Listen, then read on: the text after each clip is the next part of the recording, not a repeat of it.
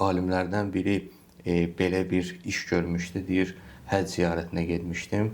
Qaydanda gəldik Mədinə şəhərində Həzrət Peyğəmbər sallallahu əleyhi qəbrini ziyarət elədik və qəbri ziyarət eləyərkən mənim ilk zehnimdən keçən belə bir şey oldu ki, görəsən Həzrət Peyğəmbər sallallahu əleyhi bizim peyğəmbərimiz biz ümmətdən razıdır yoxsa narazıdır? Əgər narazıdırsa bizim hansı xüsusiyyətimiz, hansı yaxşı olmayan işimizdən narazıdır? Elə deyir, bu niyyətlə əlimi qoydum Qurani-Kərimin üzərinə ki, elə bu niyyətlə açıram Qurani-Kərimi, görüm ki, hansı ayə gələcək və oradan mənə bir işarə versin. Elə bu niyyətlə açdım Qurani-Kərimi, Furqan surəsinin 30-cu ayəsi gəldi. Və ayəyə baxdım, ayə də belədir ki, və qalə Rabbi İnnə qavmi ittəxəzu hazəl Qur'anı məhcura. Həzrət Peyğəmbərin dilindəndir. Peyğəmbər buyurur ki, ey mənim Rəbbim, həqiqətən də mənim qovmum, mənim ümmətim Qurani Kərimdən uzaq düşdülər, ayrı düşdülər.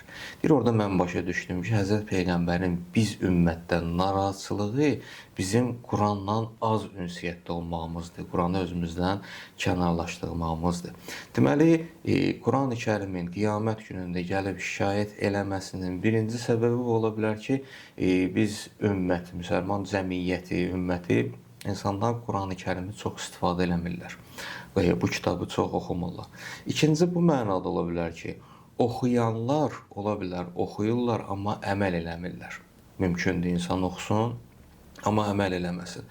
Üçüncü tərəfi budur ki, mümkündür ki, insanlar oxuyurlar da, əməl də eləyirlər, amma yenə Qurandan razılıq edib şikayət ediblər. Çünki oxuyur, əməl edir, amma digərlərinə öyrətmir.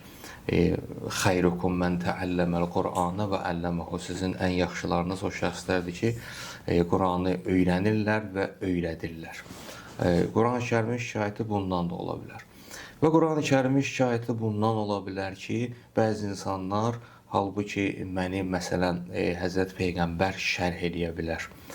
Həzrət Peyğəmbərin əhli beyti şərh eləyə bilər, təfsir eləyə bilər. Amma bəzi insanlar gəldilər məni öz düşüncələri əsasında, öz ağıllarının, elmlərinin tutumu əsasında gəldilər məni təfsir elədilər, şərh elədilər, izah elədilər.